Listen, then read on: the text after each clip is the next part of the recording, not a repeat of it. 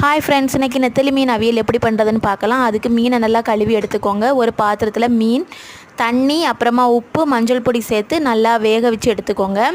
தேங்காய், மஞ்சள் பொடி, பச்சை மிளகா, வெள்ளைப்பூண்டு, அப்புறமா நல்ல மிளகு, ஜீரகம் இவ்வளோத்தையும் சேர்த்து நல்லா மை போல் அரைச்சி எடுத்துக்கோங்க. மீன் வெந்துடுச்சான்னு பார்க்கறதுக்கு அதோட வாய்ப்பகுதி நல்லா வெடித்து வந்துச்சுன்னா மீன் வெந்துட்டுன்னு அர்த்தம்.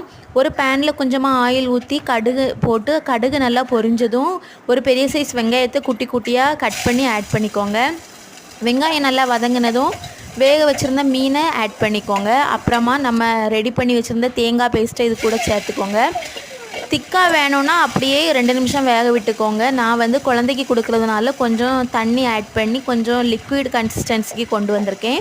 அப்புறமா தேவையான அளவுக்கு உப்பு ஆட் பண்ணிவிட்டு கொஞ்சமாக கொத்தமல்லி இலையை தூவி விட்டுட்டிங்கன்னா சூப்பரான நெத்திலி மீன் அவியல் ரெடி. வீடியோ பிடிச்சிருந்தால் லைக் பண்ணுங்கள். தேங்க்யூ.